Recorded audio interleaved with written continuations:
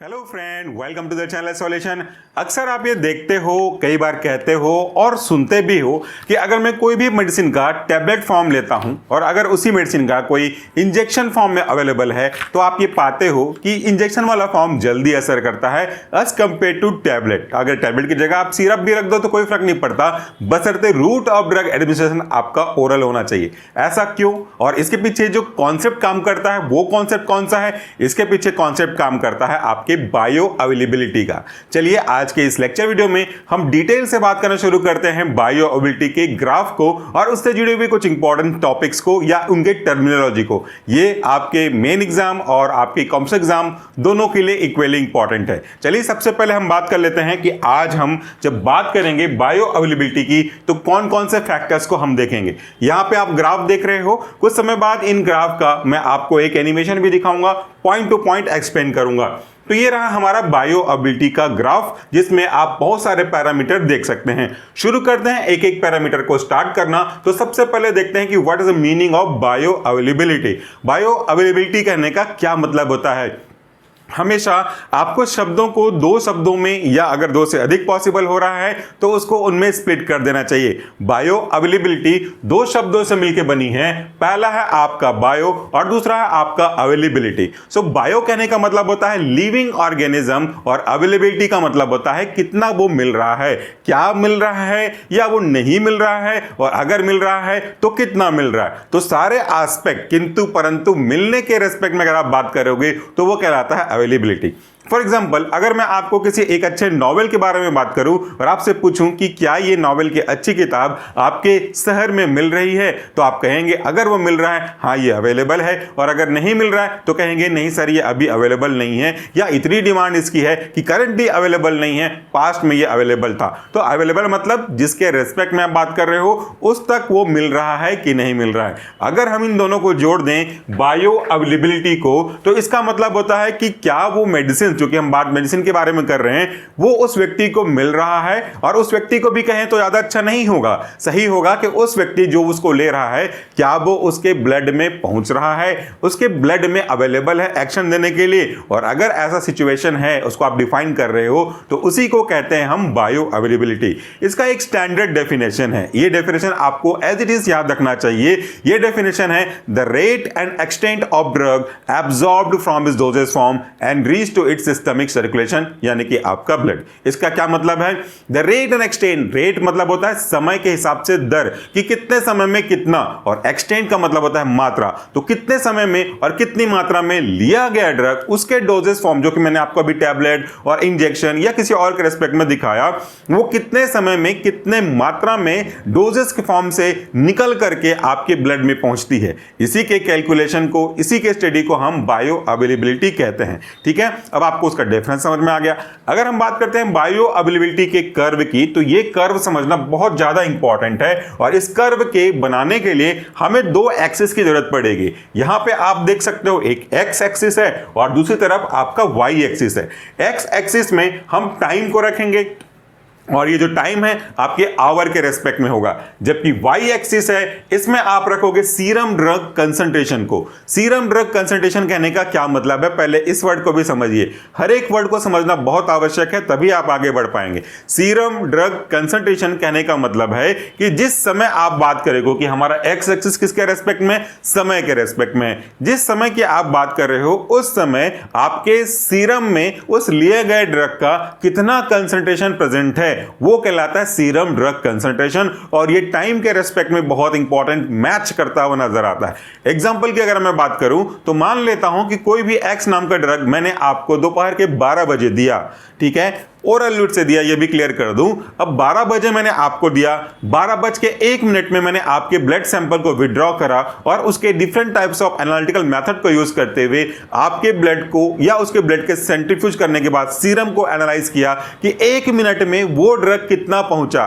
तो आप तो ऑब्वियसली कहोगे सर 1 मिनट में वो कहां से पहुंचेगा, वो भी ओरल रूट से। बिल्कुल सही जवाब है आपका। तो 1 मिनट में वो नहीं पहुंचा ना, तो नहीं पहुंचना भी सीरम ड्रग कंसंट्रेशन को रिप्रेजेंट कर रहा है, वो वहां पे भले ही 0% होगा। उसके बाद अगर आप एक घंटे का इंटरवल रखते हो, आधे घंटे का इंटरवल रखते हो, ये कोई भी पैरामीटर हो सकता है, 1 घंटे बाद अगर आप चेक करते हो तो कुछ तो परसेंट ड्रग का ब्लड में पहुंचा होगा।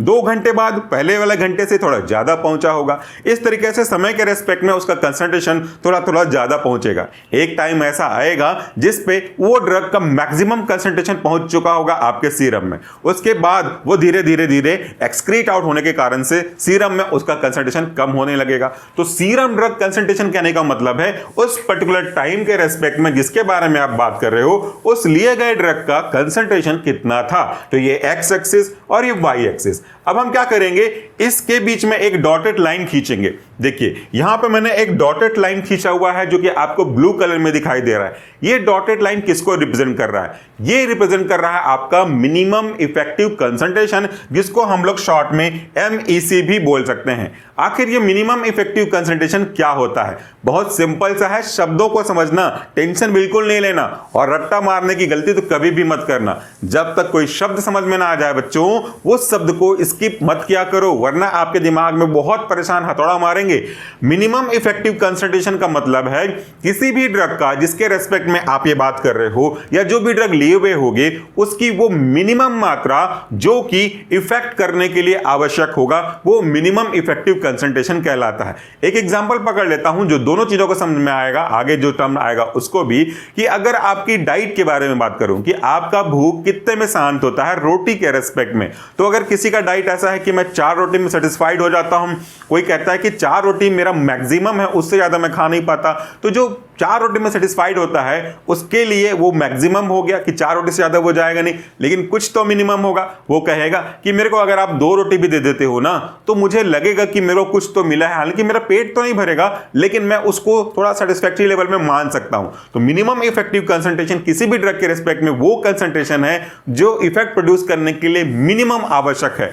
अगर वो ड्रग उस लाइन को क्रॉस करता है तभी वो अपना एक्शन इनिशिएट कर पाएगा, लेकिन अगर वो उसको क्रॉस तक नहीं करता, उसको टच नहीं करता, उसके नीचे रहता है, तो वो इफेक्ट प्रोड्यूस नहीं कर पाएगा। जैसे पैसे के रेस्पेक्ट में भी ले सकते हो कि अगर कोई चीज खरीदने के लिए 5 रुपए चाहिए मिनिमम, तो वो 5 रुपए से कम होगा आप खरीद नहीं पाओगे, 5 रुपए से ऊपर होगा तो आप खरीद पाओगे। तो ये कहलाया आपका मिनिमम इफेक्टिव कंसंट्रेशन। चलिए अब हम बात करते हैं अगले लाइन की। ये लाइन भी बहुत इंपॉर्टेंट है। ये जो रेड कलर में मैंने डॉटेड लाइन बनाया है इसका क्या नाम है? इसका नाम है मैक्सिमम सेफ कंसंट्रेशन, यानी कि शॉर्ट में इसे हम MSC कहते हैं। मैक्सिमम सेफ कंसंट्रेशन क्या होगा? किसी भी ड्रग जिसके बारे में बात कर रहे हैं, किसी भी ड्रग का वो मैक्सिमम कंसंट्रेशन जो अब उसके लिए सेफ मानी गई है, इससे ऊपर गया तो वो सेफ नहीं रहेगा, इसके नीचे रहेगा तो सेफ रहेगा। कि मैं भैया 8 रोटी से बिल्कुल ज्यादा खा ही नहीं सकता, अगर आपने 8 रोटी से ज्यादा दिया तो पेट दर्द होगा, वोमिटिंग होगा, व्हाटएवर जो भी प्रॉब्लम होगा वो होगा, मतलब उससे ज्यादा मैं सह ही नहीं सकता। ये आपके मैक्सिमम सेफ कंसंट्रेशन MSC को रिप्रेजेंट कर रहा है। याद रखिएगा MSC और MEC बहुत इंपॉर्टेंट टर्म्स है, एग्जाम में कई बार पूछता है इसके फुल फॉर्म को। आगे बढ़ते हैं तो अगला कॉन्सेप्ट आपके नीचे ग्राफ के फॉर्म में आपको देखने को मिल रहा होगा। एक एग्जांपल लेते हैं ड्रग 1 का। ये जो येलो कलर में आपको पेल येलो कर सकते हो, क्रीम येलो कह सकते हो, इसमें आपको दिख रहा है कि एक ग्राफ बना हुआ है, एक रैंडम ग्राफ है।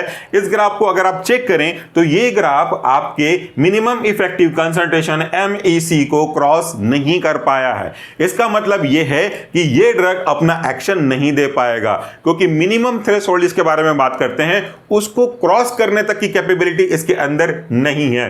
तो अभी आप देखोगे कि ये जो ड्रग है वो फेल हो गया। क्या किसके लिए फेल हो गया? मिनिमम इफेक्टिव कंसंट्रेशन को क्रॉस करने में फेल हो गया, इसीलिए इसका रिजल्ट है नो थेराप्यूटिक इफेक्ट। इसका कोई भी जो एडवांटेज आप इफेक्ट देखना चाहते थे वो आपको देखने को नहीं मिलेगा। अब हम दूसरा एक ड्रग का ले लेते हैं। हमने मान लेते हैं कोई दूसरा ड्रग लिया, अगर ये X मानते हो तो इसको Y मान लो। तो दूसरा ड्रग देखिए जो ग्रीन कलर में ग्राफ बनता हुआ दिखाई दे रहा है, ये सारे डायग्राम हमने आपके लिए बनाए हैं, एनिमेशन पावरपॉइंट में सिंपल यूज किया हुआ है। तो इसमें अगर आप देख रहे हो ग्रीन कलर का ग्राफ, ये आपके मिनिमम इफेक्टिव कंसंट्रेशन को क्रॉस कर चुका है और ये आपकी मैक्सिमम सेफ कंसंट्रेशन जो कि रेड लाइन में रिप्रेजेंट किया है इसको क्रॉस नहीं कर रहा है। मतलब जैसा हमको थ्योरेटिकली एक्सपेक्ट था, एक आइडियल प्रॉपर्टी जैसी चाहिए थी, वैसी आइडियल प्रॉपर्टी यहां पे आपको देखने को मिल रही है। मिनिमम से ऊपर भी क्रॉस कर जा रहा है और मैक्सिमम के नीचे भी है। तो ये क्या है?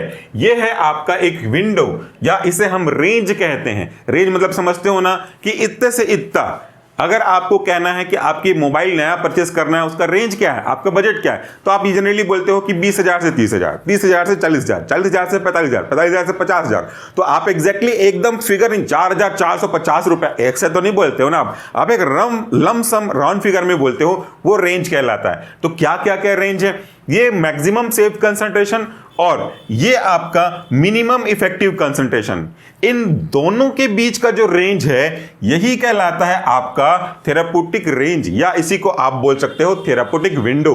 दैट मीन्स कि अगर कोई ड्रग ऐसा है जो मिनिमम इफेक्टिव कंसंट्रेशन को क्रॉस कर रहा है लेकिन मैक्सिमम सेफ कंसंट्रेशन को क्रॉस नहीं कर रहा है, इसका मतलब है कि वो ड्रग थेराप्यूटिक रेंज में आता है और वो ड्रग आपको इफेक्ट दिखाएगा। तो अब हम कह सकते हैं कि वो ड्रग आपको इफेक्ट दिखा रहा है। अभी मैंने एक नया ग्राफ बनाया XYZ, मान लो इसको रेड कलर में, तो रेड कलर के साथ कुछ क्या क्या चीजें जुड़ी हुई हैं किंतु परंतु वो देख लीजिए।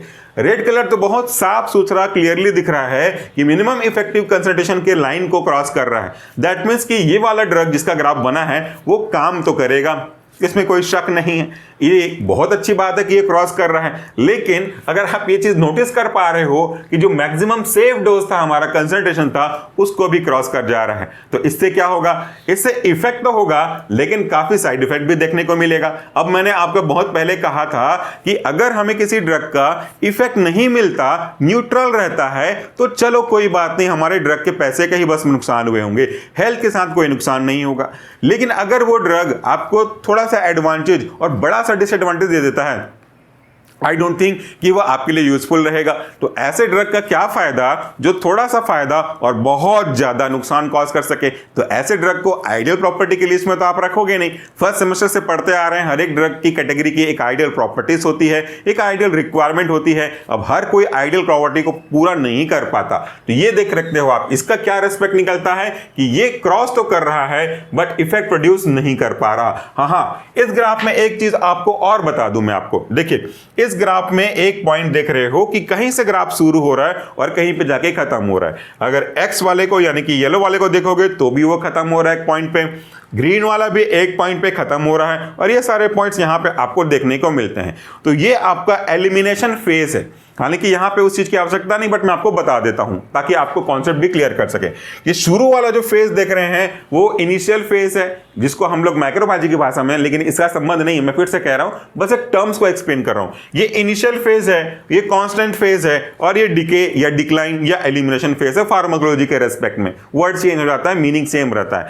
अगला पॉइंट हम देखते हैं, तो ये जो आपका रेड वाला है उसके रेस्पेक्ट में एक कोटेशन लिखा है कि ये क्रॉस कर चुका है आपके MEC को, मिनिमम इफेक्टिव कंसंट्रेशन की लाइन को क्रॉस कर चुका है, बट ये also cross the MSC, but ये मैक्सिमम सेफ कंसंट्रेशन की डिमांड को भी क्रॉस कर चुका है, इसीलिए ये यूज नहीं होगा। मोस्ट ऑफ द केसेस ये मोर अनसेफ की कैटेगरी में आएगा, इसलिए तो इसको यूज करना नहीं है।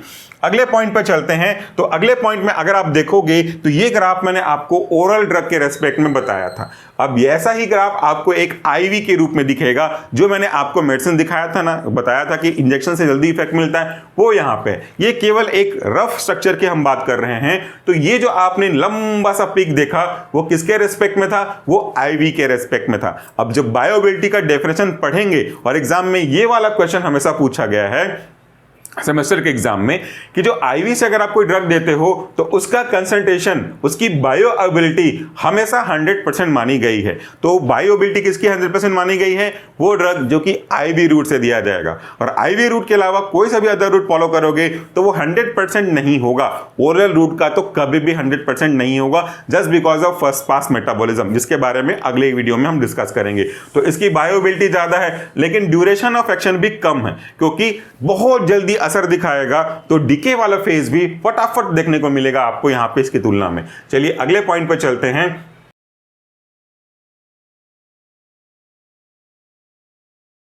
तो हमारा अगला पॉइंट क्या कहता है उसको देख लेते हैं। ये जो डिस्टेंस है या ये जो हाइट है उसको जरा देखिएगा। ये वाली हाइट मतलब पीक से लेकर के बॉटम को, जो कि आपके टाइम वाले एक्स एक्सिस को टच कर रही है, इसका क्या नाम है। अभी आपने एरो बनता हुआ देखा, और वैसा ही आपको यहां पे भी दिखाई देगा। इसका जो नाम है वो है Tmax, लेकिन किसके रेस्पेक्ट में, Tmax फॉर इंट्रावीनस। अब एक और आप काम कर लेते हैं, इसको देखिए, time eight which drug concentration is highest. Tmax क्या होता है, टी मतलब टाइम को रिप्रेजेंट कर रहा है, यहां भी आपने देखा टी टाइम का मतलब है, और मैक्स का मतलब आपको पता है कि मैक्सिमम। सो टी मैक्स एक ऐसा टाइम है जिस पे लिए गए ड्रग लिए गए रूट के अकॉर्डिंगली वो समय है जिस पे वो ड्रग अपना मैक्सिमम कंसंट्रेशन को गेन करता है आपके सीरम के रेस्पेक्ट में। तो वो समय जिस पे ड्रग अपनी क्षमता का मैक्सिमम परसेंटेज ब्लड में अवेलेबल रहता है वो टी मैक्स कहलाता है। यहां भी आप टी मैक्स देखोगे, ये वाला लाइन, अगर हम अलग अलग के बारे में बात करें, क्योंकि मैंने 3 ग्राफ को एक साथ रखा है इसलिए तीनों के अलग अलग रेस्पेक्ट में है। ये वाला जो टी मैक्स देख रहे हो वो ग्रीन वाले ग्राफ यानी कि जो आपके मिनिमम इफेक्टिव कंसंट्रेशन और मैक्सिमम सेफ कंसंट्रेशन के लाइन को फॉलो करता है, उसके रेस्पेक्ट में टी मैक्स है। ये टी मैक्स देखिए, ये टी मैक्स आपके ओरल के रेस्पेक्ट में है, T max for oral administration. अगर आप रेट के बारे में बात करते तो रेट के बारे में शायद ये वाले पॉइंट पे चला जाता अगर कंसीडर करते तो। अगर हम येलो के बारे में बात करते तो वो अपना इफेक्ट तो ऐसे भी प्रोड्यूस नहीं कर पा रहा, फिर भी अगर हम एक ग्राफ बनाना चाहें तो इस वाले पॉइंट को टच कर रहा होता, तो ये उसका टी मैक्स है। और ये जो पूरा एरिया है कर्व का, ये कहलाता है आपका एरिया अंडर कर्व, जिसे शॉर्ट में AUC कहते हैं।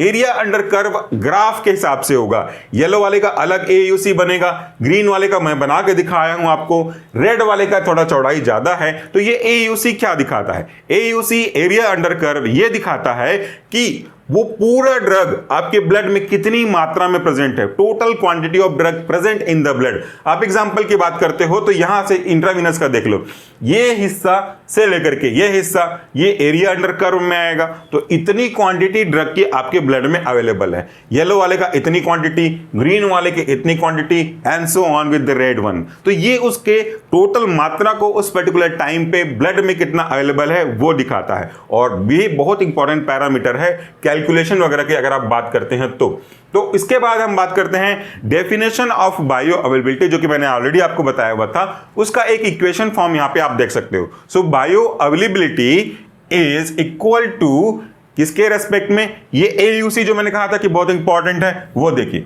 Bio availability is equal to AUC oral administration, यानी कि जो एरिया अंडर कर्व होगा किसका, जिस ड्रग को आपने ओरली दिया था, वो divide by AUC of IV। तो यहां पे divide by AUC of intravenous IV administration. इसका जो भी आंसर आएगा आपके वैल्यू पुट करने के बाद वो उस पर्टिकुलर ड्रग की बायो अवेलेबिलिटी होगी। तो इस तरीके से आज के वीडियो में आपने बायो अवेलेबिलिटी के कर्व से जुड़ी हुई कुछ बातों को समझा। व्हाट इज टी मैक्स ये आपने देखा, और यहां पे टी मैक्स बहुत इंपॉर्टेंट पार्ट प्ले कर देता है। यहां पे टी मैक्स के साथ AUC भी आपने देखा, दो टर्म्स आपने समझे, मिनिमम इफेक्टिव कंसंट्रेशन और मैक्सिमम सेफ कंसंट्रेशन। इन दो टर्म के बेसिस पे आपने थेरेप्यूटिक ड्रग विंडो या थेरेप्यूटिक ड्रग रेंज को भी समझा। आई होप कि आपको टर्मिनोलॉजी क्लियर हुई होगी।